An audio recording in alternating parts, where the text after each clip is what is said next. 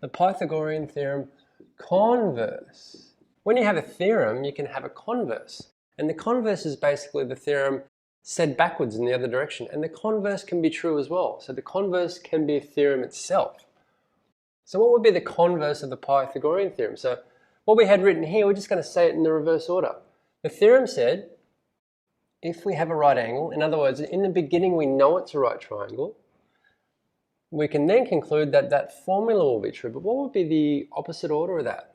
Well, let's say we have a triangle. We don't know if it's a right triangle or not, but we have these lengths. What would that mean if that formula is true? If a squared plus b squared equals c squared, if that was true, what could we say about that triangle? That would mean that the triangle is a right triangle.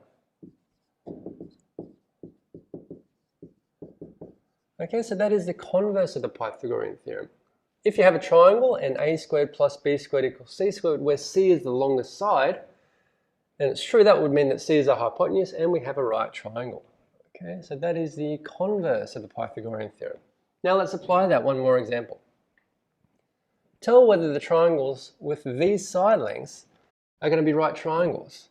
So we've got 7, 23, 24. We've got a triangle with these side lengths. Would that make a right triangle is what we're going to try and figure out. Well, we're going to just test this formula.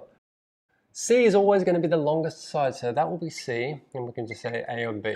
A and B can be flipped around, doesn't really matter. But C is always going to be the longest, so let's try it. A squared, 7 squared, plus 23 squared equals 24 squared. 49, 23 squared. 3 3s are 9, 2 3s are 6, 0, 2 3s are 6, 2 2s are 4, 9, 12, 5 2 9. And what's 24 squared?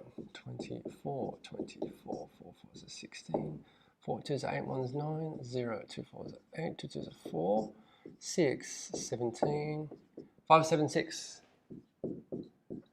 So we got 5, 7, 6 on one side and 5, 2, 9 and 49. What's that?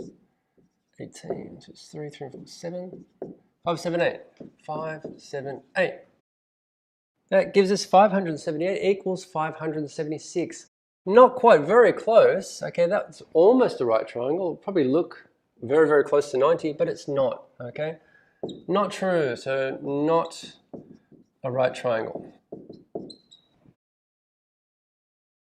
You must have your working here show that you've tried the formula and it worked or it didn't work. And the second one, you can probably guess this is going to work, all right? Let's test it. Which one is going to be C? C is always the longest side, C, and then just call the other two A and B randomly. Let's give this a try. 5 squared plus 12 squared equals 13 squared. Oh, these numbers are a bit smaller, aren't they? Much easier. 13 by 13 is 169, I just know that. 25. 12 12s are 144. What's 144 plus 25? 9, 6, 1.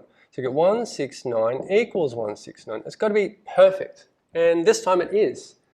So this triangle here is a right triangle. And there we go. So that is the converse of the Pythagorean theorem. Okay? And we call that, once you do get a right triangle, and we have whole numbers or integers, we call that a Pythagorean triple, or a Pythagorean triad.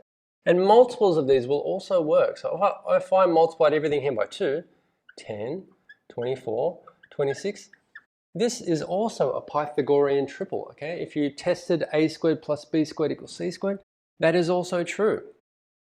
Another famous one, 5, 12, 13. Another famous one is 3, 4, 5. Okay, so in other words, 3 squared plus 4 squared equals 5 squared. That is 9 plus 16 is 25. 25 equals 25. Okay, there is another Pythagorean triple. And again, you can multiply these numbers by something. If you multiplied all these by 3, what would you get? 9, 12, 15. That is also another Pythagorean triple. Okay, so I would suggest remember those two famous ones, 3, 4, 5 and 5, 12, 13. Famous Pythagorean triples.